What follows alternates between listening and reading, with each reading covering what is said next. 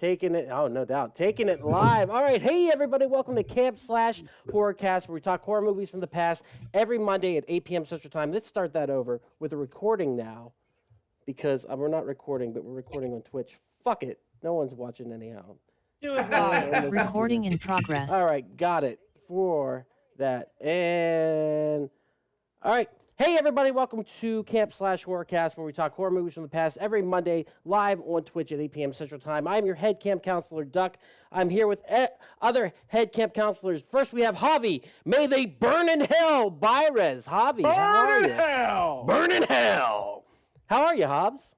I'm fantastic. I fucking love this movie. I will go on record as saying if you don't enjoy this movie, you're not the kind of person I want to be around. Deuces. Boom. Next, we have Jay. Yeah, maybe the president will make me Secretary of Pussy McClintock. Jay, how are you, sir? I am doing well. I am doing well. Fuck yeah. Next, we got Greg. I don't want to kill you, but I will because I don't like you much anyway. McKinney. Greg, how are you, sir? I'm good. Thanks, buddy. And finally, we got David. We done popped this house's cherry. Jessup. David, how are you? I'm pretty good. Fuck yeah. We watched People Under the Stairs. Awesome movie. So I'm going to say right up front, this was Jay's pick. Released November 1st, 1991, with a running time of 102 minutes, budget of $6 million, made a box office of $31.4 million. Definitely made back its budget. Synopsis. Here's the fun part because I can't read. When young Fool breaks into a home of his family's greedy and uncaring landlords, he discovers a disturbing scenario where incestuous adult siblings have mutilated a number of boys and kept them imprisoned under the stairs in a large, creepy house. As Fool attempts to flee before the psychopaths can catch him, he meets their daughter, Alice, who has been spared in any extreme discipline by her deranged parents. Can Fool and Alice escape before it's too late? Can they? Well, we'll get to that. Yes, this movie is fucking great. So, real quick, new thing. We're going to watch the trailer because the trailer, I think, actually sets the mood for this movie pretty well. I was actually going to ask you, Doc, if you wanted to start playing trailers at the beginning of these Yeah, things. dude. It's like you read my mind. I think we need to. I think that's kind of a fun thing to do if I can figure out how to run the trailer because running tech here. I'm taking myself back to 1991. I'm 10 years old.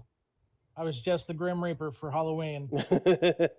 I'm in 5th grade, so we run this school. All right, one participant. I don't want to read. Yeah, you don't have to. All right, here we go. People Under the Stairs trailer.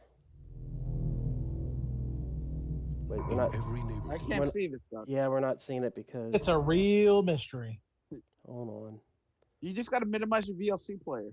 In a world where you have to read, there's only one way out. I'm Through the house dyslexic. I'll tell you what, man. Jay's memories. You might want to hire Mommy and Daddy to actually be the engineers on this podcast. They're pretty good with some tech. They had some fucking setup in that house. All right, here we go. In every neighborhood, there is one house that adults whisper about and children cross the street to avoid. Now, Wes Craven, creator of A Nightmare on Elm Street, takes you inside. Something's in there. We gotta get out of here, Leroy. All sorts of rumors about what goes on in that house. The police never took it serious. She's been feeding that thing between the walls again. Oh, I love the puppy. Very tense about this. What goes on in this house is a sin. But what goes on under the stairs is a nightmare.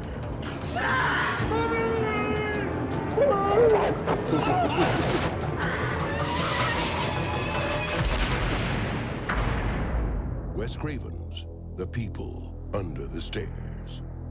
Right on, there it is. The People Under the Stairs. All right, Jay, you picked the movie. What's your history with The People Under the Stairs? Dude, I was a day one guy, man. Day one. Freddy's Dead just finished. Wes Craven was trying to separate himself from that franchise, and this trailer popped, and I was like, fuck yes. The main actor wasn't much older than me. I was like, this is like Nerd. Home Alone meets horror, and I was like, I'm here for it. Saw it. If it came out on November 1st, I saw it Saturday afternoon at like 2 in the afternoon. Is this another one Grandma took you to see it?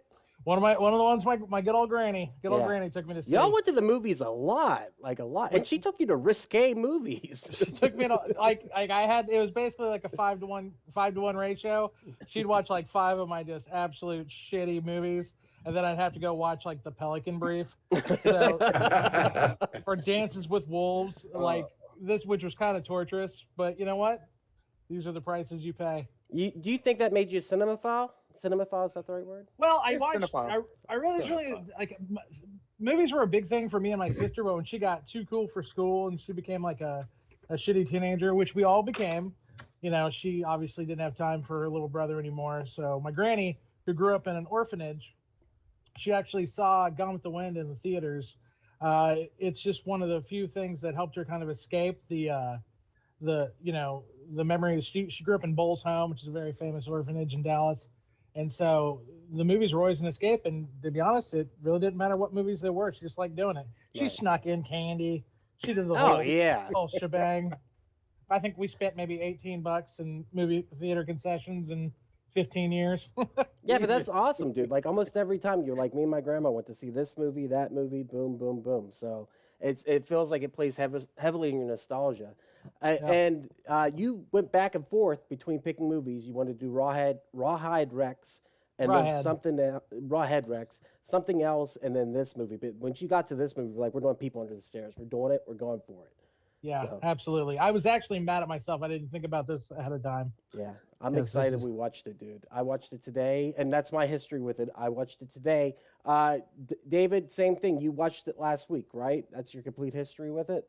Yeah, it's one of those movies that kind of slipped under the radar. It was really weird. I was telling Jay that at the video store I worked at, we didn't even have it at the video store, you know? So, and I don't know why. I mean, the movie was wildly successful. You know, it was #1 for several weeks in a row, made a shit ton of money. It's Wes Craven. It's Wes Craven. So, I mean, it was a small mom and pop video store in a small town, so I can kind of understand. But yeah, man, I was surprised I never saw it, but it was great. Yeah. It was so 90s.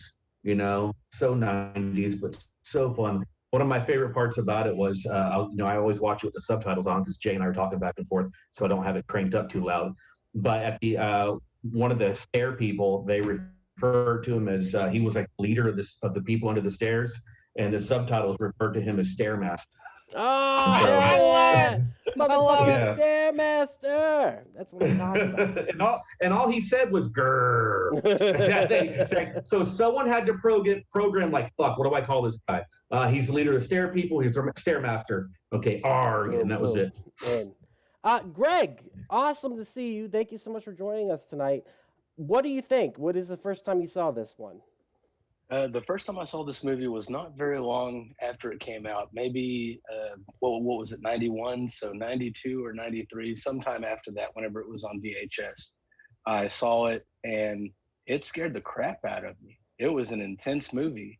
And now that I just watched it recently, looking back on it, I found more funny parts in it this time around.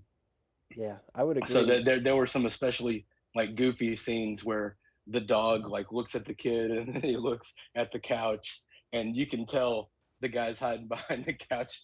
So there's, kind of a funny moment where he decides to go after the guy and the kid's not a threat. And that dog was so fucking cute. And the thing was, it wasn't even vicious. They were putting in the bark, but it was just being adorable, and I just wanted to love it up the whole time. Javi, you were as enthusiastic about this movie as Jay was. What is your history with this movie? All right, boys, you know how I always do. I'm going to paint the scene. Picture it. 70-year-old, curly-throated, chubby Javi, chilling on the beaches of Puerto Rico in the summer of 1993. I spent the whole summer there. My uncle always had like these 3 big-ass, I think they were like 24 by 32 cardboard boxes filled with VHS tapes, except for the third one that was always closed because he had the big cases. Porn. King. King. The king of porn. King. That was his name, and he was the king of porn. And like every day, because we lived out in the country, we couldn't go to town. So every day he would like, all right, Jay, pick out a tape. And I picked up People Under the Stairs. He goes, well, that's a good one. So me, King, and my brother, we all watched that movie. I remember just fucking loving it. I always found it exciting. wasn't ever scared of it, and I really like that Jesse from the Mighty Ducks and Jesse from the Sandlot was in this movie. And I remember the one thing that freaked me out was the fact that I was watching him eat Ving rings. That's the only part that really got me freaked out a little bit. But I just fucking love this movie. I saw it again today, and I was like, all right, this father is the shit. He is fucking hilarious and epic in the most insane way ever. I want to kill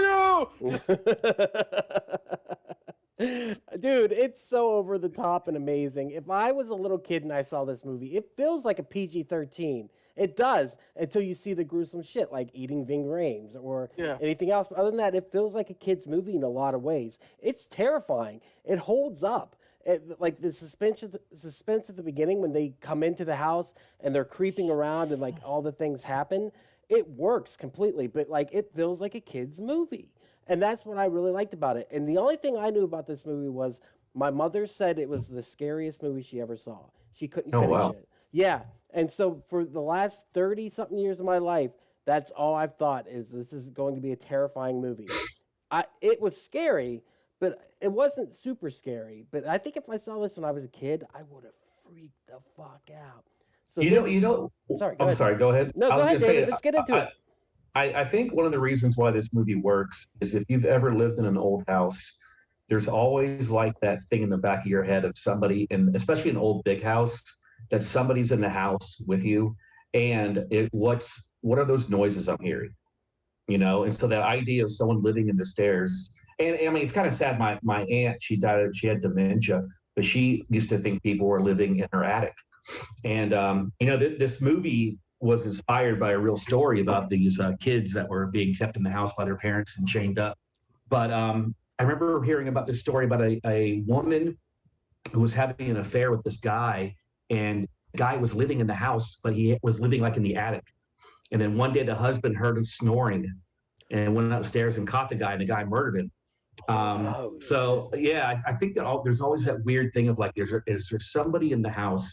And so I think that's one of the reasons why the movie works so well on that like scary level. I think that whenever I go to take the trash out, I leave the garage door open, and I'm like, if somebody sneaks in, that could be fucked up, it'd be really crazy. You never know what could happen. There's been multiple instances of that. And like you said, this is based on a true story. These two guys robbed a house in California. And when they got there, they found that the children had been kept hostage in the house for years. And so the one crime led to an even bigger crime. And so that's where the idea of the story. And it's such an original idea, the idea that the second they get in there to rob the house, they're stuck in the house. And no matter what, the children that tried to escape before have never been able to escape. Like, it's locked down that much. It's absolutely crazy. And there's something about house invasion, but whenever you inverse it, so the house invasion, the people whose house you're invading are the actual monsters. That's a crazy fucking premise. Like, it really works. And the whole time I'm watching this, I'm like, this is original. Yeah, we'll get to that later. But yes, let's talk about it. What works for you guys? What do you guys want to start by talking about this movie? I mean, the kid actor is fucking amazing. He's really good in this movie. Brandon Adams. Adams. Yeah, and what else was he in? He was in The Mighty Ducks and Sandlot. Yeah, was he in The Sandlot too? Yeah. He started out in Pepsi commercials with Michael Jackson. He was breakdancing. That's right. That's where he got discovered, and then from that he ended up getting this role. This is, to me, I think this is his only starring role where he's the main actor. Yeah. And he's really, really good. He's not obnoxious. You're on his side the whole time. Some kid actors, such as and Psycho Gorman, could be found as obnoxious. But for this, I mean, he killed it. And like, you were rooting for him the whole time. He was funny. He was charismatic. And whenever he was scared, you were scared for him. Like, you were totally there the entire time. The journey that he goes through this. What else? I mean, what do you guys? I think the movie does not work at all if the two lead actors aren't who the two lead actors are, and they're not allowed to go absolutely ape shit over the top. Because I think even though I think the little kid was great, I thought Leah Thompson, early '90s Leah Thompson was really good as the sister. But the parents are the ones that make this movie work. And early '90s Michael Shannon was amazing. He just fucking. I mean, both of them were just so good. Sinister And you know, fun. You're cutting them. You're not giving them enough credit there, David. See, both of them were on the well, I guess you could call it a hit. They were both on Twin Peaks at the same time as this movie. And they played husband and wife in Twin Peaks also. They played husband and wife, and their characters in Twin Peaks. Everett McGill is a much different character. He's still in love with his high school sweetheart who runs the diner. His name's Big Ed. And then his wife, who's here played by Wendy Roby, she has an eye patch. She's all sorts of fucked up. And this is a real departure from that show into the way they got into these characters. But how sadistic and wild and crazy, and like how they celebrate like the deaths, like the daddy, which is David's name right now, how he dances around like I fucking got him, got him, and all that stuff. It's so over the top and fun. And then like, you find out that they're brothers and sisters. Oh! Like that to me was like such an extra level of creepiness. Yeah. And she specifically is aces. Like she's just so creepy at the end whenever she's saying like, you know, you disobeyed your mommy, and the girl Leah Thompson, like you said, it might as well be. She says, you never my mom. Sorry guys. Right on. And so yeah, it was absolutely terrifying. Oh, let me mute you real quick, David. No, it never did. No one ever called me back. Hold on. No one ever. Yeah, let's get on this. He's muted. we'll be mommy and daddy now. We'll listen into their conversation. What's going on? The David Jessup and the walls. Here's a couple other notes for her in particular, in case I want to see if any of y'all caught this. Did any of y'all notice that throughout the entire movie, she never once uses profanity? Yeah. No, I did not catch that. She one time she does. She says "caca" because she doesn't want to say shit. Oh, I meant to clip that because it was hilarious. I always thought that was weird, the fact that she used that word, and that was like the one scene that really stuck out to me when she used the word "caca." Well, she tried to use another word. Oh, she sure did. But yeah, that didn't work out too well for her. Thank God. But no, but she they're in some sadistic weird way. She truly believes she's a mother, not only to the daughter but to all the children in the basement. You know, she runs the house because like even he like takes after her. Oh God, it's so creepy. He's afraid of her. Yeah. Well, there's that creepy scene where he's going in the attic and the girl's tied up to the brick, or she's pretending she is, and he grabs his dick. And I thought that earlier. I was like, is there something sexual to this relationship? And that was just enough to tip it over the edge. And then whenever she calls for him to come down, I was like, oh, this guy he's totally, cucked isn't the right word, but like, he's controlled by this woman. Emasculated. Thank you. Yeah. And she's the boss of the house for sure. And it's crazy. And then like when he grabs her by the neck and starts choking her, I'm like, ooh, this is intense. What's going to happen? And then thank God he got a brick thrown in his fucking face because I hated him, but yet I love the villains of this movie because they were just so much fun. They were so great. I'm not gonna lie. Even it was like, okay. When you were a kid, did you feel the same way too, or just as an adult watching it? When I was a kid, I really did love. I thought they were so fucking interesting, and I found them to be hilarious. But watching this as an adult, I'm like, okay, I fucking see it now. I fuck with these two a lot. They're great. I want to say too, I really like Leroy, and Ving Rhames fucking kills it. Leroy, you think he's going to be a main character. It's such a wonderful twist on what's happening, the fact that he gets killed. But like he gets the best lines in the movie next to the villains. You know what I mean? Whether it be, I mean, I clipped a bunch of them, so we'll get to those. But like when he's just fucking with Fool, you know what I mean? Sorry, go ahead. As David and I were watching it, and one thing I really wanted to point out to him, and I wanted him to see this, is that in the beginning he's your typical Ving Rhames, with all of his lines and his bravado and everything. With the sister played by Kelly Jo Minner, who was in Nightmare on Elm Street Part 5.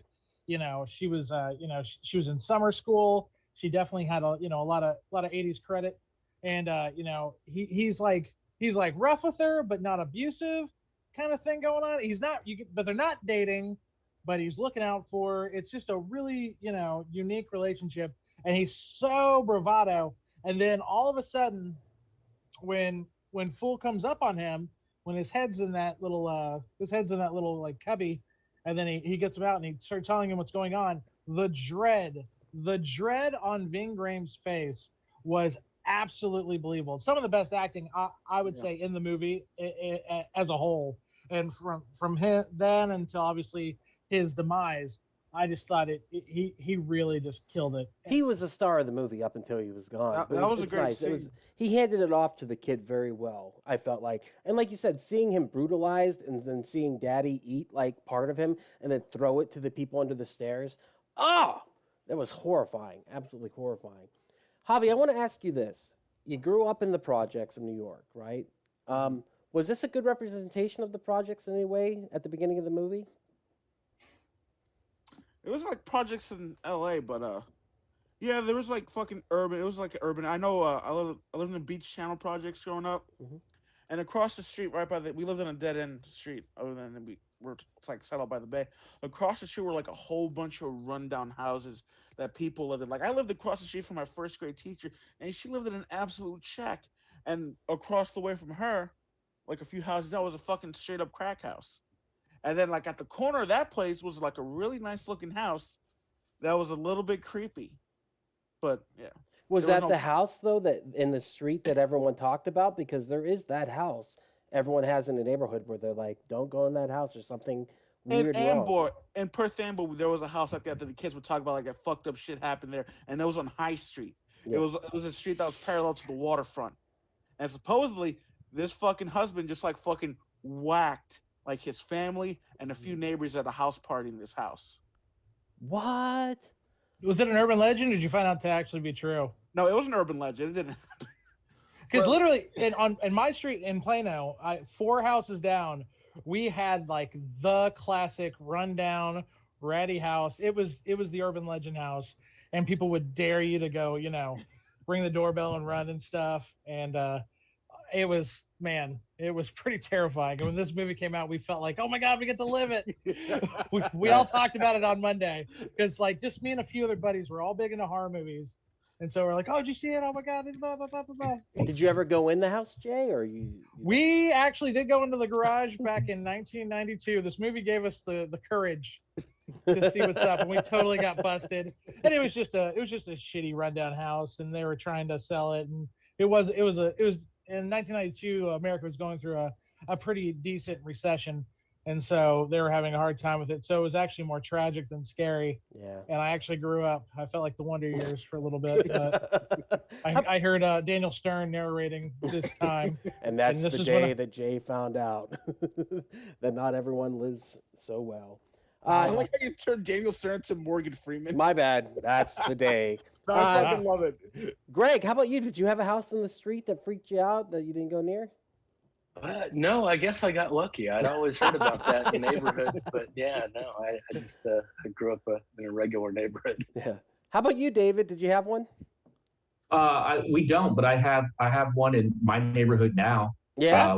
You are that house now. Yeah. It's your house. Yeah. When Lindsay and I go on our walks, there's a house that I'm like, there's bad stuff that goes on in there. Yeah. Where it's just the weeds are overgrown and there's cars in the driveways. People are live there, but it is like, and they have like a Christmas tree is still up, and it's got decorations on it in the window. You're like, oh man, there's something bad in there. House just of like 1,000 Corpses style. Really, really is. Yeah. Yeah, that's creepy. We had a haunted mansion where I grew up.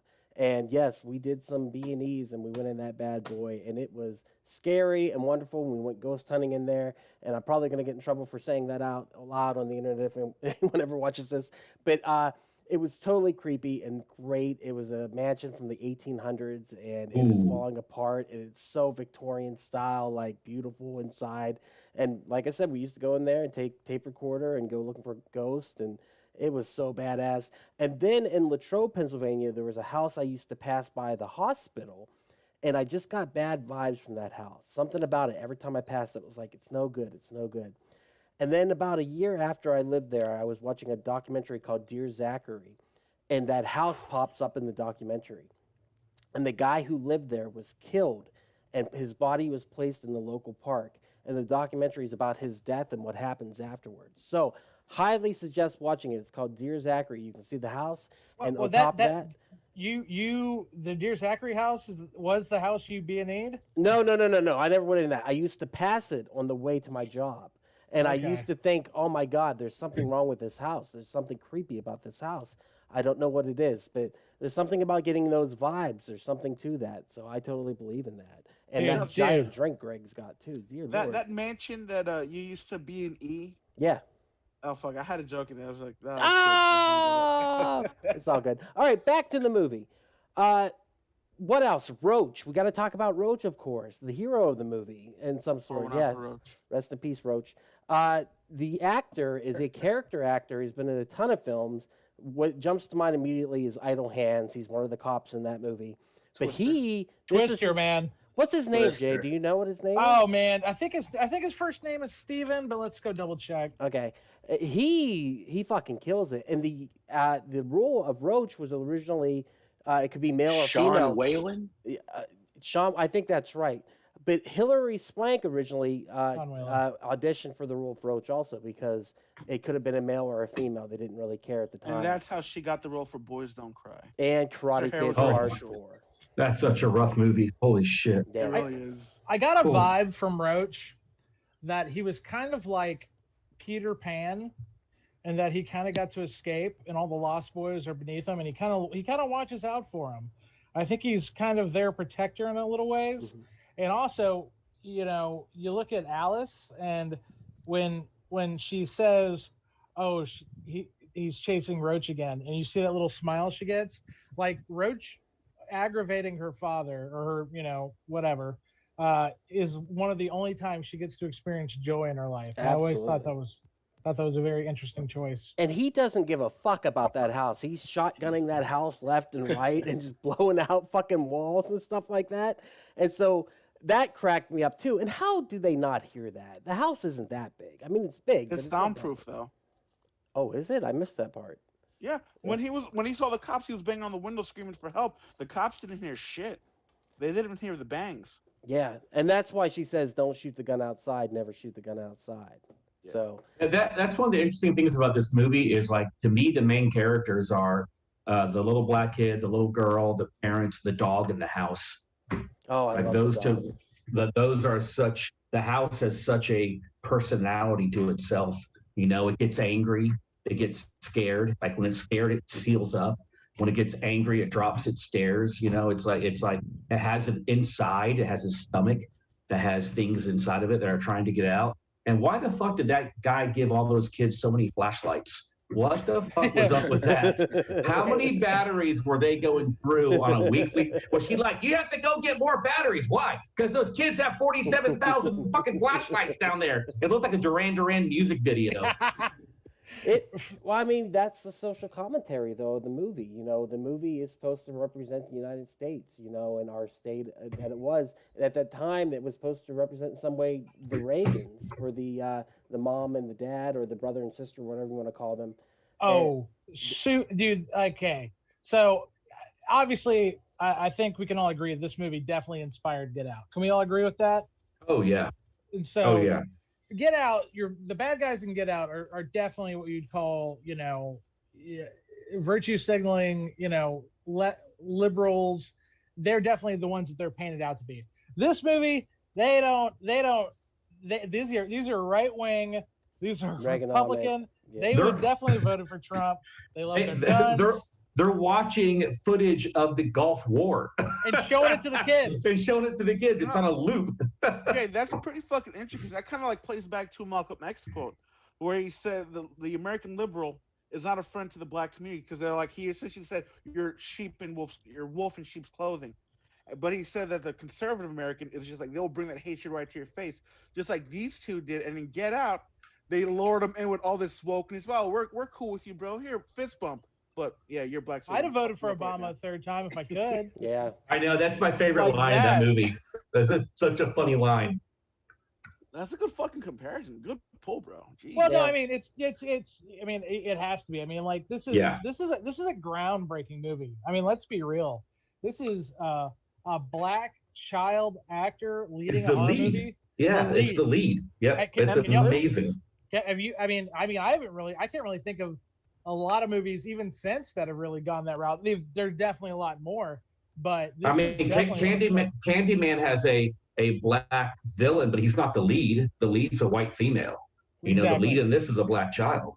Yeah, and it is about his struggle and race. Race plays a massive part. So, I mean, so to give you a backstory, if you haven't ever seen this movie, basically what's going on is Point Dexter, or Dexter, also known as Fool, his mom has come down with cancer, and the people that own his tenant are trying to get them out because they want to build up, you know, they want to gentrify, which is a real problem that we deal with today in society. And he has to find a way to help pay the rent, basically. And that's the whole reason they go to this house. They're not going to this house strictly just to rob people. There's like a real goal in mind. And so it kind of has a little bit of a Goonies feel when you think of it in that regard, because they're literally looking for the treasure, yeah, to save their housing. And it plays a huge part. It's a big part of this movie is the search for wealth and try to, you know, break out. I mean, like I said, the house itself is supposed to be in some way the country at that time, and you know, the different levels of the houses are the different, you know, demographics of society. And you know, it's interesting to see the wealthy. They live on the middle floor, but mostly the top floor. That's where you see the bedroom, and a lot of the action takes place, and a lot of the rivalry takes place upstairs. You know what I mean? Some of it in the middle floor, and then the bottom floor is supposed to be the poorest. You know what I mean? The demographic at the bottom, and so and Wes Craven even said that was his idea for the movie. You know, that it's a culture war, and so at the end, you know, whenever the people under the stairs, they escape, all they want is freedom. You know what I mean? That speaks for itself right there. I just want to be left alone, just want to go. And so, and then also there is the idea of the consumption of wealth, you know, with the house blowing up and the wealth trickling down finally. The idea of the Reaganomics not working, the trickle down effect, you know, up until it's blown up. So yeah, there's a lot of social commentary in this. And that was meant to be there. And Wes Craven, I think he said this is one of his favorite movies because of that reason. Also, the low budget. He was very proud of what he accomplished for such a low budget, which he accomplished a lot. Yeah. It's awesome. I want to ask this question. The buckshot meat, whenever we meet the villains and they're eating and he spits out the buckshot, do you think because he was a cannibal, that was somebody he had killed and roasted the body? Absolutely. Okay. Yeah.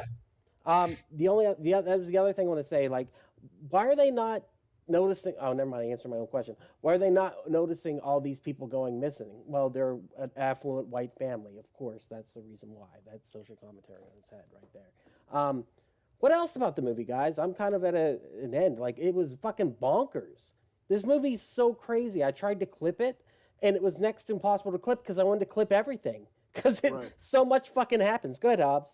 Like there was like some comedic aspects to it that I really caught today. Like, you know, this is like a little Evil Deadish, and I'm fucking for it, bro. I 100%. It's very, very comical.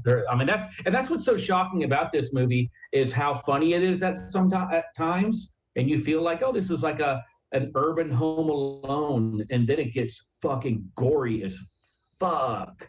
Yeah. Like there were when the Ving. By the way, the Ving Rhames dead body.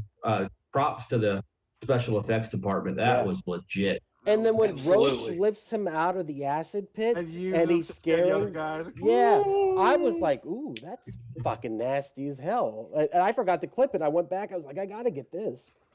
It was so cool. I also like the candle thing. I don't know what the commentary is on that, but having the coins in the candle, and as the candle burns away, the coins. Oh, yeah, that was really cool. What a cool misdirect. And I will say that's the one thing that's weird about this movie.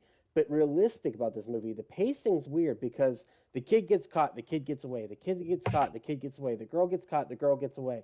Blah, it goes back and forth a lot, and it's very cat and mouse with that. So I'm kind of back and forth on it, but like at the end, as a cohesive piece, it worked. That was the only thing I think I would have changed was there wasn't so much get away.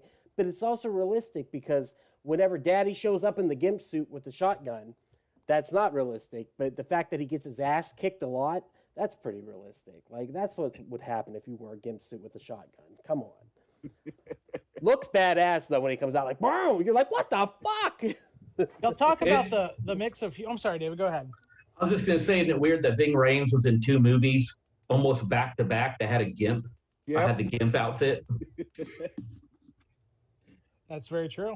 That is very That's we talked about that. We're like after Pulp Fiction, he was like, all right, I got a no gimp suit clause on the contract. But to mention back to what you were talking about the connection between the humor and then the gore. I like to say sometimes with this movie, sometimes it tickles you, and then sometimes it punches you right in the dick. Like it really like within minutes, you're like, oh my god, it's Evil Dead and Evil Dead 2 or Evil Dead 2 and definitely Army of Darkness. The humor kind of gets to keep living. And in this one, it's like you get humor, then you get serious. Then you get humor, then you get serious again. Like it won't let you, it really plays with your emotions. And it was probably the first movie I ever noticed that ever did that to me. I was never scared, but it definitely shook me. It definitely shook me. Well, a little dose of sugar makes the medicine go down, if you will. You know what I mean? And it's one of those things where you have to sprinkle in the fun with the seriousness to make a cohesive a piece that just becomes, it transcends because it's almost meta in a lot of ways. And the only other thing I could compare it to the camp level was the Texas Chainsaw Massacre 2, where it's so over the top, especially with the villains, that you celebrate them while despising them. And that's what's great. And I guess in a lot of ways, that's what we do with politicians too. So the Reaganomics kick back in too. We both love them and hate them in a lot of ways, or sometimes just hate them. What else about the movie, guys? Does anyone else have anything else? We've talked 40 minutes. That's pretty fucking tight. Like we like. I think it's weird that it doesn't have enough as much love as I think it needs or deserves. I mean, it was incredibly successful financial movie.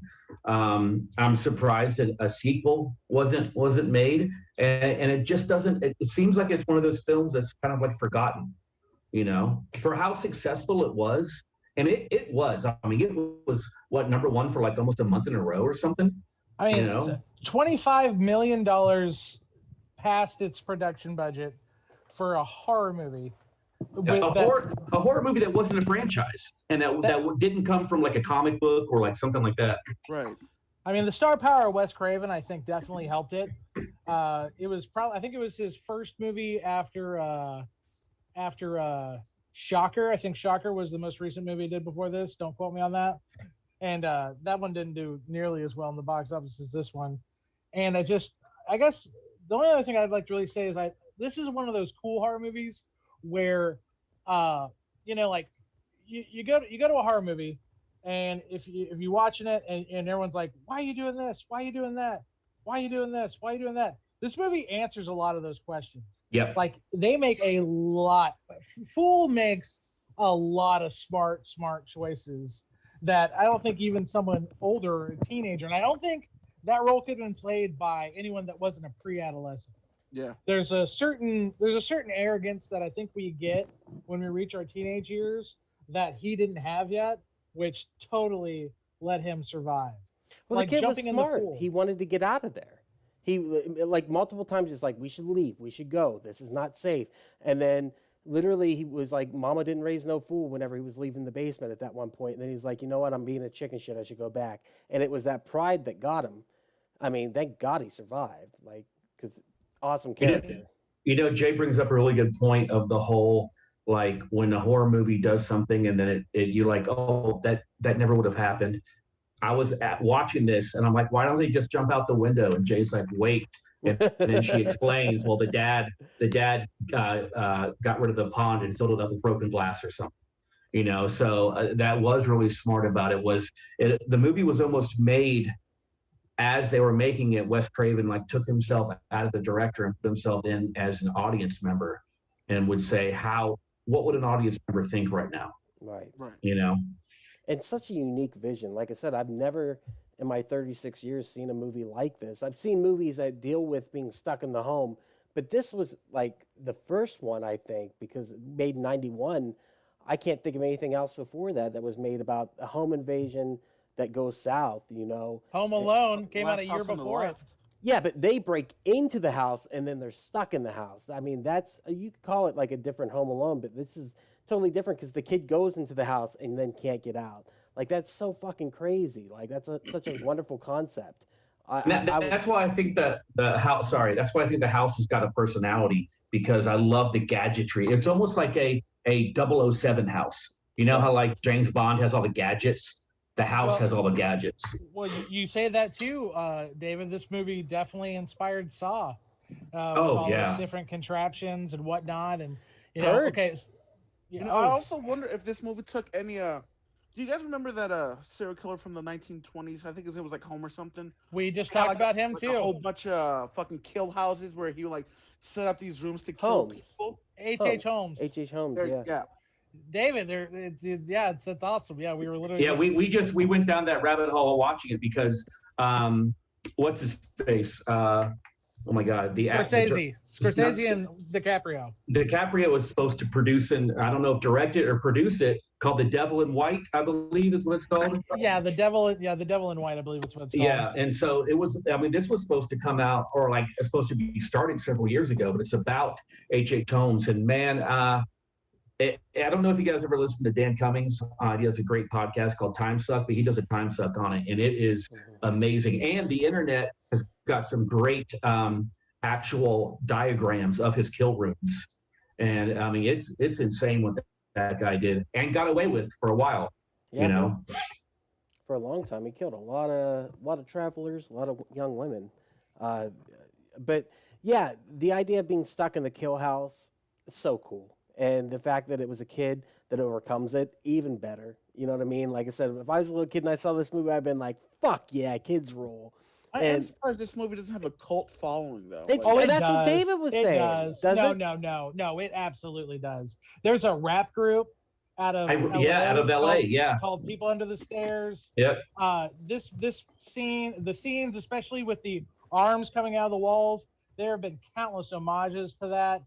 There really isn't enough. I think the person who doesn't get enough love in this is Fool himself. Mm-hmm. He's such a groundbreaking character, just from like he just does it so well. Like when he wins, it just feels like it just feels like. And I'm telling you, like, again, I'm 10 years old again talking about this, but it's like, fuck yeah. Finally, because little kids in horror movies, they're fucking annoying. The Blob, perfect example. The two young brothers in that, or the two young boys in that, completely fucking annoying. Tommy, in Friday the 13th, Corey Feldman, completely fucking annoying. The little kid in Near Dark wanted to fucking punch his face the entire movie. Josh Miller. I fucking hate that kid. Yeah, he's actually the son of Jason Miller, from The Exorcist. Oh, weird. But yeah, I just man, I can't say enough things about Fool. He was a hero. What a name! That's so great. To follow the tarot card and to have his name be Fool, like that just made me happy the whole movie. And on top of that, like I lost my train of thought. He was just such a good hero. And when he puts those wires together at the end and he explodes the entire house, I was like, hurrah! You know. This was great, and I was along for the ride the whole time. And I wanted him to survive. And Roach, too, sadly. Roach goes. I think Roach had to die. Yeah. Roach had to die. Had to be a sacrifice. Yeah, he sacrificed so that Fool could move on. Right. So, guys, anything else about the movie? Like, I wish, like, I think I'm with Jay or David when they said, like, they should have, like, I'm surprised it wasn't a sequel. Like, instead of a sequel, I would love to see a prequel. Like, I would love to see a mini-series about those two. You might about get your Mommy wish. And Daddy. Right now, Sci-Fi Network is working on a TV show. It was in the works before Wes Craven passed away. I think 2017 he passed away, but it's still in the works at this time. So we might get something. Like, dreamcasting for that, though, for me personally, I would love to see mid-90s era Will Ferrell and Anna Gasteyer. Like, do the As Mommy and Daddy, that'd be. Yes. For some reason, I got like Bobby and Jane Hope, like when they would play those people that would sing songs at like school functions and shit. For some reason, I just had Will Ferrell and a Gasteyer in my head for a prequel. Well, I think David hit it on the head. The only pick I could see playing Daddy nowadays would be Michael Shannon. Who do you pick for the mom? Yeah, that's pretty Oh, good. for mommy, God, that's I'll have to get back to you on that. But you gotta. That's a special kind of like that breakdown that she has. Like Oh my when she's God. ready. I told Dave, I said, dude, this is Get ready. acting. This is acting, Yeah. and she was so fucking good Yeah, at because the she end. finally had it. David, when you were on the phone, I mentioned to them what I mentioned to you when I talked about how the entire movie she uses no profanity. Yeah. So she does speak quote unquote no evil, which is one of the three big themes of this movie. And so when she finally is ready to do it, it's like, oh, she's ready to fucking go off the deep end. Yeah, and she was like when she says, the kids are going to be the death of me. That made me laugh. Like right there, I was like, oh, prophetic. It's about to happen. These kids are going to get you. And at the end, when they do, I was like, oh, this is great. It's so good. Just so good to see the villains get their comeuppance in this. It was really cool at the end when they all start breaking out from under the stairs into the walls. It was really cool. Literally, when the first one, the one that took over for Roach at the end, he gives a really weird look at the end where he's like, yeah, right on. And I clipped that. We'll get to that. But like when he comes out, bam! And I was like, oh, yeah, motherfucker, let's bring this pain. And like some of them are creepy and they have like the stuff over their face. Like I showed Jay the poster the other day. I was like, I don't know, because I didn't know anything about this movie. And I told Jay, I was like, I said, I don't know what this poster is. It showed Roach and a bunch of the other kids under the stairs. But I said, this has got me pumped for this movie. Because it was punk rock looking. It looked cool as shit. And I was like, I cannot wait to find out what this is. And to say this movie did not disappoint me, like this movie was so fucking good. Like I can't believe I've never saw this. It was so exciting to be able to experience it and just be like, wow, this is unique and different and a cool take on a horror movie. Like it was so much fun. So much fun. We've got to share this with more people. I don't know what to say it. Like absolutely. And another thing I also take away is like it's called People Under the Stairs, but the actual people under the stairs, they're really background players. Yeah. Like the story is they're just like they just seem like to be part of it. The real story is definitely that mom and dad. Yeah. They are the real meat and potatoes of everything that's going on in this whole entire thing. And when y'all said sequel, I did remember, and I think y'all remember, you never actually saw Daddy die. Yep. Well, he goes into the venom or the poison pit or whatever it is, but you don't see him die. You're right. You just see him going, so he could come back as deformed and evil and whatnot. That would be kind of cool. Speaking of sequels to movies, though, Candyman comes out on the 27th, so we also have to make a trip for that one. Yeah. Absolutely. All right, guys, let's wind it down. Let's talk about, do we recommend this movie? I think across the board we do, but let's find out individually. Greg McKinney. Greg, do you recommend The People Under the Stairs? I would definitely recommend it. Whenever I was younger, it scared me and it entertained me in that way. And then watching it recently, again, it was more cartoonish to me. I love the character of Roach, the way he's always slipping away. He's like the road runner. He just scratches his way through the house and he's always evading Daddy. And I just thought it was hilarious. The brick down the chimney, I thought this is like Wile E. Coyote. Yeah. That they're just, it's cartoons. Yeah, it's so much fun. That cat and mouse. I thought it was great. Yeah, dude, it's so good. I'm not gonna lie. Yeah, and the way Alice just so casually said, "Oh yeah, he's hunting Roach." It's just like another episode, he's going after him again. This time. Go ahead, Hobbs. What do you think? I really did love the dynamic between Daddy and Roach. It's like you kind of tell they both kind of enjoyed the chase. Yes. Like, yes, for He's sure. laughing at him. They fucking enjoyed it because He enjoys hunting he's him. Like, oh, where are you? Where are you? Mhm. Like he's having the time of his life hunting Roach. Hobbs, He's you Elmer recommend it? Fudd. Oh, sorry. Hobbs, you recommend it? Absolutely. I fucking love this movie with all my heart. I recommend this to anybody. If I hate you, I'm still going to recommend it to you because I want you to have a happy life. Hey, fuck off. By the way, watch The People Under the Stairs. You're going to love it. But seriously, go die. But you're going to love this movie. David, how about you? Do you recommend it? Oh yeah, I think it's especially if you're a Wes Craven fan. I think it's definitely one of those films you have to see. I agree. I'm going to say yes, 100% recommend. It's unlike anything I've ever seen before. Or if I've seen things like it, this takes it to the next level. Just so much fun, ridiculously good. Jay, this is your movie. What do you say?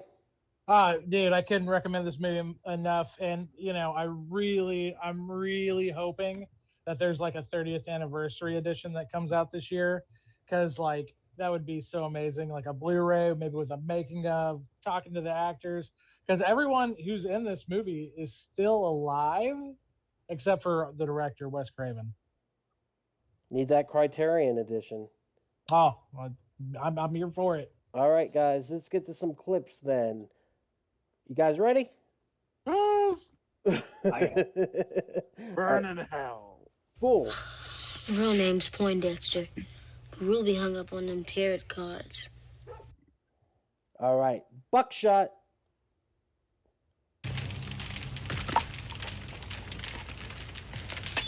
Damn buckshot. So, Do we ever see that? Oh yeah, never mind. We see it in the fireplace. well, why did they throw a bunch of like bottoms of like a desk and stuff in there? I didn't understand what the commentary was on that. That was the one thing. Maybe burning the furniture of the houses they were gonna gentrify. I don't know. Yeah, more wood. More wood. More wood. All right, meter. I probably spelled that wrong. Got an emergency? Need to check your meter. Passed it on your way up the drive. Oh, that one we've already got. There's one. Doesn't he look like Dante from Clerks? He kind of Yeah. reminds me of like a weird version of Kim Coates. Okay, I can see that. I get a Louis C.K. vibe when I look Yeah, at him. there's a bit of Holy I see that shit! too. Yes. LCK. Inside the house Yep. I need to check. There's none in the house. I'm quite sure of that. Probably not even aware of it, ma'am, but it's on the master list here, and I'm gonna have to check it. See, the situation is we got a leak on the block, and it could be very dangerous. Oh, she knows. Identification. Fact is, we do have the legal right to come in, even if we do have to call the police. Yeah, that's damn good, Jay. I was thinking Kevin Smith, but yours is better, Louis C.K. Yep. 13th birthday. This is a great line. Listen, Leroy. This breaking and entering might not be so smart. I mean, it's the first day of my 13th birthday. Could be unlucky. 13th birthday's unlucky anyway. Too old to get tit, too young to get ass. Line of the movie. Leroy's great. a dick. I don't think we should go up there, Leroy. Oh, that's fine, girlfriend. I tell you what, you stay down here and you keep an eye out. You think you can do that?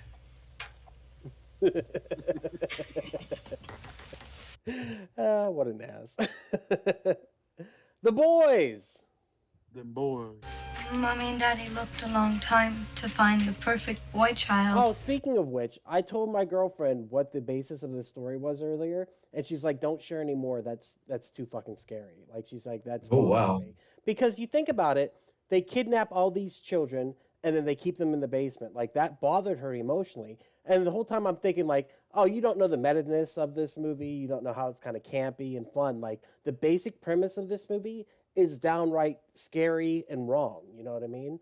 And so It's basically trafficking. oh yeah, it's terrible.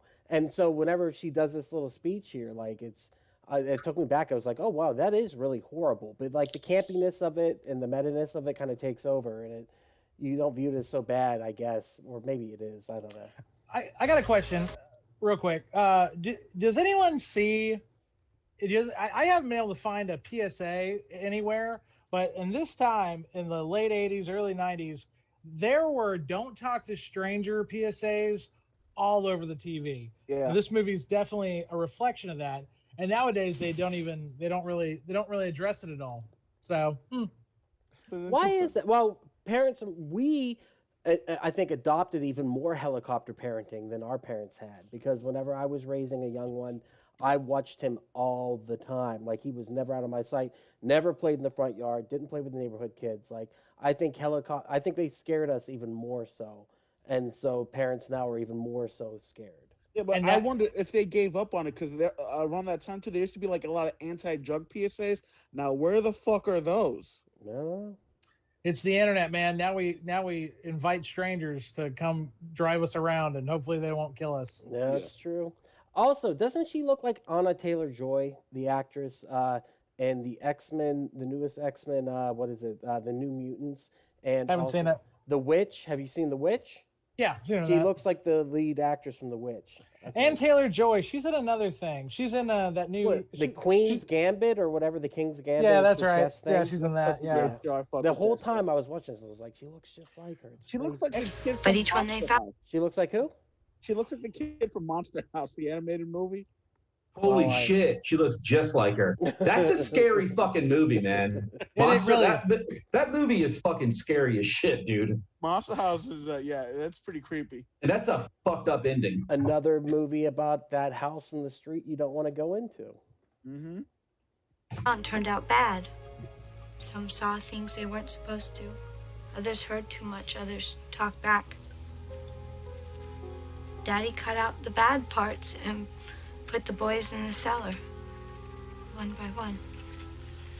When they get flashlights and food of some kind, I suppose they're happy in their own way. Yeah, right.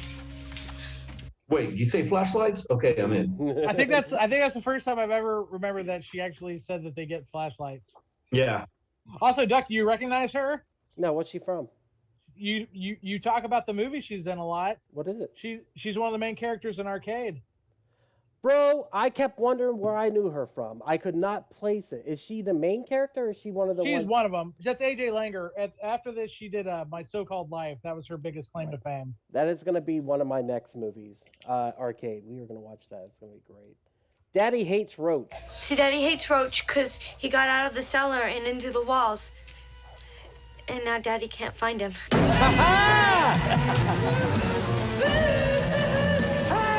I love how he's like mocking him in the walls. You never catch me. Yeah, it's so you great. wasted your time. Never gonna find me.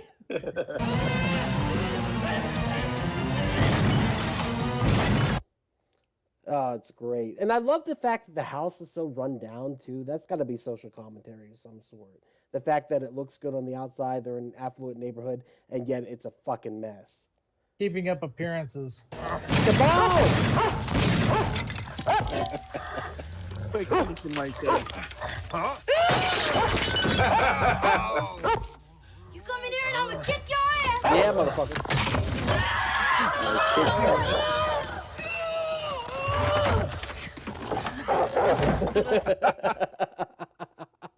He totally looks like the guy that flew around that helicopter in The Road Warrior. He has that same face. You guys know what I'm talking about? Never mind. Slide. Do something. All right, I love this style.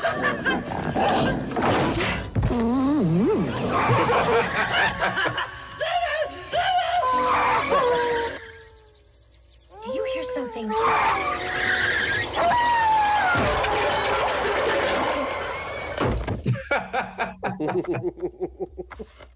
Oh, he's so fucking cute. This All right. movie needs a laugh track. Yeah, I'm not gonna lie. Roach Rottweilers are adorable. They're scary, but they're fucking adorable. So cute. The dolls. This Leroy? She made that quick.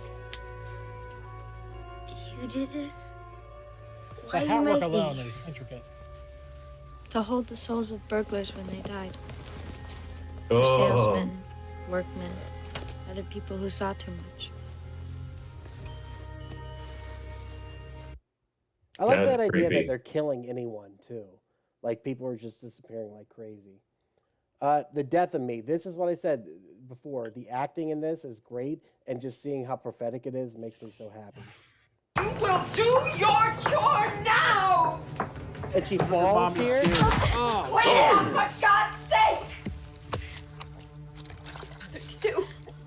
Lazy brat sits in a room all day sewing dolls. Children misbehaving in the basement and one in the wall doing his business God knows where. You kids will be the death of me.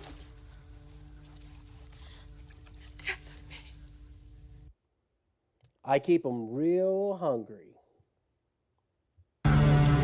Oh, Javi, here you go.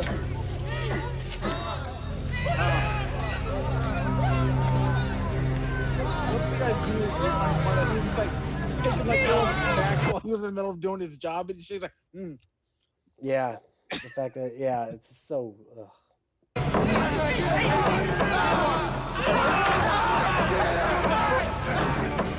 Keep him real hungry.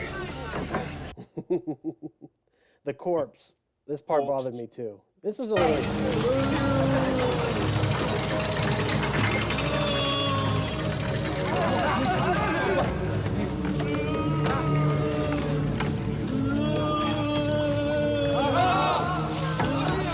I literally thought for a second he came back to life. I didn't know what to expect from the movie, but.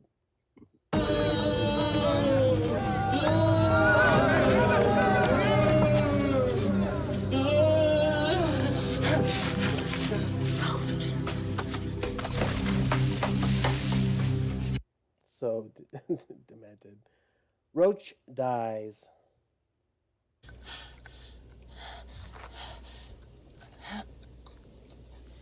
Roach! Cucaracha! Amigo! The dance!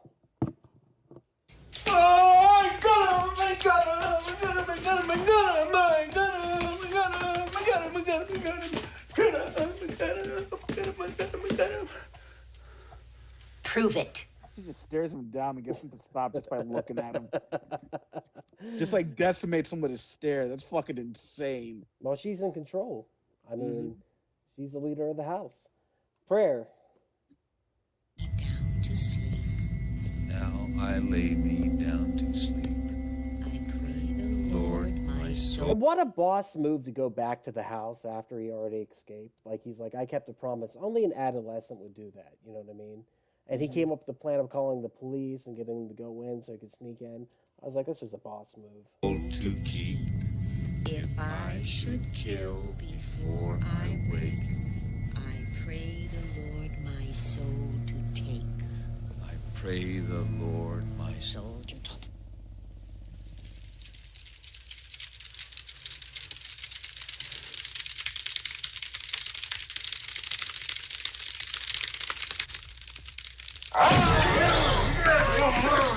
Oh, it got Greg! It got Greg! I saw it! All right, the creeper scene.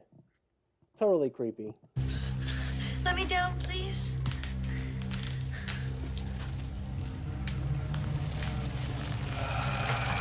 Daddy! Ugh. Come down from there and help me to bed. Daddy! RoboKemp. Well, you know he was raping that girl. Yeah, it's Jesus. So creepy. Community. You stolen the children from our community for your own sick needs. There's no community here. All I see are a couple of... Hey, Rudy! Right here. Is that right? I love the people talking in the background. Yeah, that's the best Let that bitch go. Yeah, look at her. What they doing to her? What they doing to her there? Come on, girl. Hey. So good. So good. The commentary is great. The lock.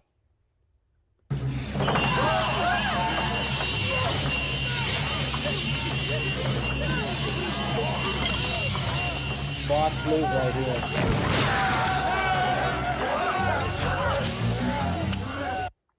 They call me the Stairmaster. The people under the stairs. Boom, baby!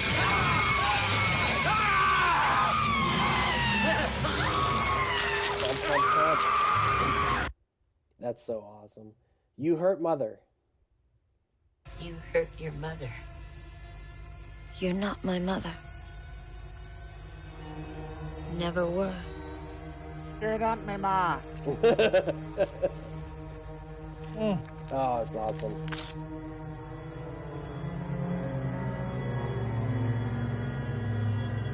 The burning hell! It is.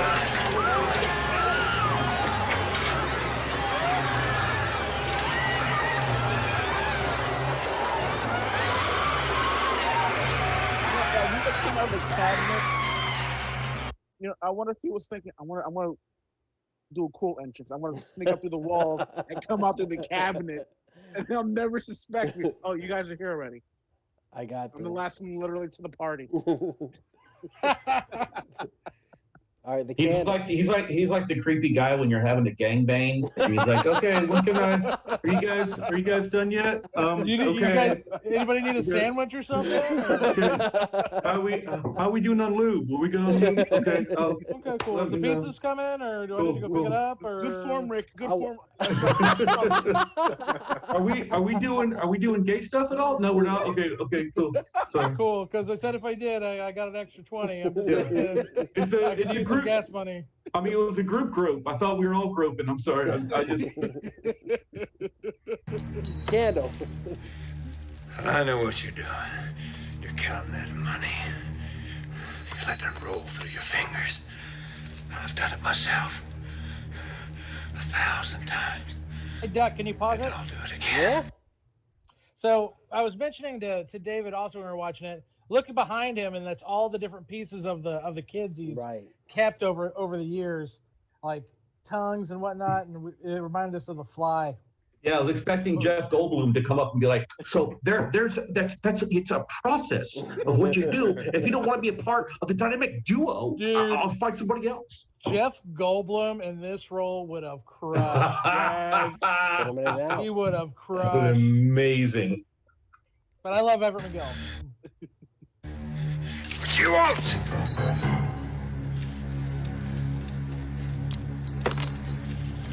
I love that. That's just so unique. I would never thought to do something like that. That cracked me up. Kaboom, baby!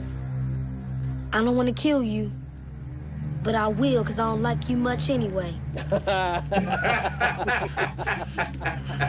I'm tired of fucking around. Yeah. So either put the gun down now or kiss your ass goodbye, boy.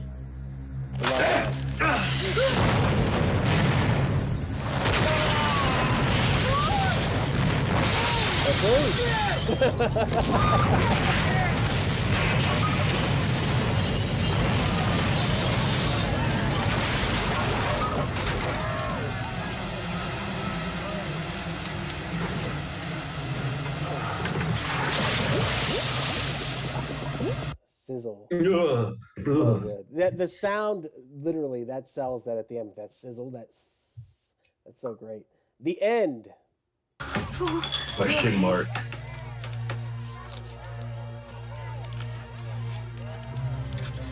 I feel like $1 million. Watch this gay ass look. Cue 90s rap song. Yeah, we are the people under the stairs, and we don't care, fool. Motherfucker.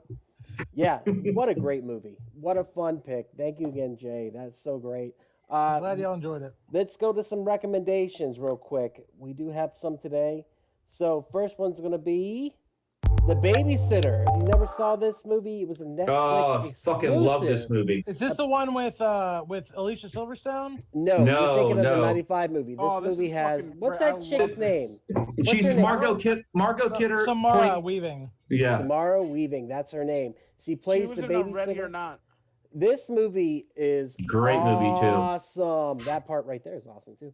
But the movie itself is about a group of kids who come over to the house while she's babysitting, and the craziness that happens, you're seeing right there. And that poor kid right there gets 2 knives in the fucking head, and then the occult bullshit starts, and it fucking rocks. It is so much fun. It's so over the top, as you can see right there.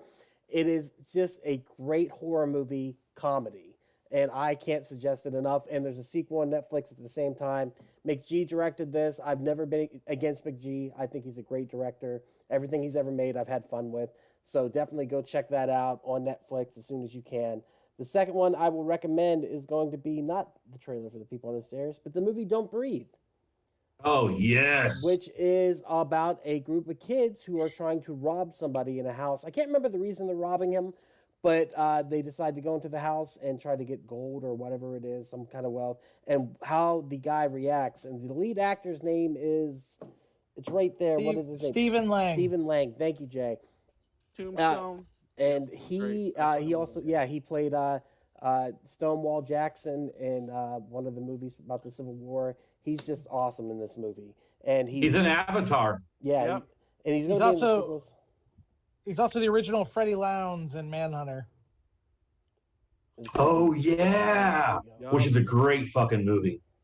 Yeah, if you haven't seen Don't Breathe, definitely check it out. There is one specific scene towards the end of the movie that is so gross, so disgusting, that I recommend the entire movie just so you get to that point. And it has to do with a turkey baster, I believe. So watch the movie. That's all I have to say. Do you guys have any recommendations for this week? Since we're doing home invasion movies, there's a Christmas home invasion movie, and I just blanked on it. But it's really, really good. It's kind of like the babysitter type of thing, but it's a home invasion movie, but it's with a twist. And you guys do your recommendations, and I'm gonna try to Google it real quick. Is it Home Alone? No, it's not Home Alone. Anyone else have any recommendations? Vein of sorry, go ahead, Jay. No, go for it, Javi. I was gonna suggest Ready or Not. It's like a great movie, kind of like thriller, but it's also fucking hilarious at the same time. So I highly recommend it. It's about like Samara Weaving, who's in the babysitter. She marries into like this family that built their money on board games. They have a tradition that whenever a new member gets married, they have to play a game on the wedding night. Very cool. I heard about that. I heard it was good. Jay, what was your recommendation? Oh, it's a great movie. Yeah. Just a good 1-2 punch if you're looking for home invasion movies that are pretty atmospherical. I would recommend either version of Funny Games. Those are two of the best. The American version is literally a shot-for-shot remake of the original film. David, do you remember what language is it? French or the original Funny Games? It's no. It's I believe it's Norwegian or Swedish. Okay. I don't think it's French, but I think it's one of those. But I highly recommend that too. The Christmas movie is called Better Watch Out. It's really, really fucking good. It's pretty new, 2017. Right on. How about you, Greg? You got anything? No, nothing from me. But some of these picks sound really interesting. Sounds good. Fun games piss me off so fucking much. It does. It's natty, especially when you think yes, and then they fucking hit you with that fucking guts. You're like, you gotta be fucking kidding me. You gotta be kidding me. It's an aggravating movie for all the right reasons. All right, right on. David, where can they find you on the internet, good sir? Stop Motion Nightmares on Facebook, Children of Dave on Instagram. I'll be at Hyenas Fort Worth Thursday. I'll be at the Haltom Theater performing stand-up at a burlesque show on Sunday, if we don't all die of fluid before then. And you can check us out at wearepodcast.podbean.com on the internet. We have We Are Air, We Are Bagu, Slash Horrorcast, all the good stuff. Find us on all your social media at Facebook, Instagram, and Twitter / We Are Podcast Network. Of course, you got to check out those Wappin' reviews. I just put out a new one today on the Virtual Boy. Super excited to be doing those. And you can catch us every Monday for / Horrorcast, where we talk horror movies from the past, live at 8 p.m. Central Time. Next week will be Time Crimes. This movie is so good. Cannot wait to share it with you guys. I don't think any of you have seen it before, so excited for you guys to watch this movie and talk about it. It holds up. It is everything. I'm pumping it up, and I'm telling you, you're going to love it. That's all I'm going to say about that. Other than that, guys, thank you so much for being here. I really appreciate it once again. With that, I'm going to cut the feed. Thank you guys again. Where is the Bye, feed? everybody. Bye. See you next week. Oh, keep horror in your heart. Keep it in your fucking Keep heart. horror in your motherfucking heart.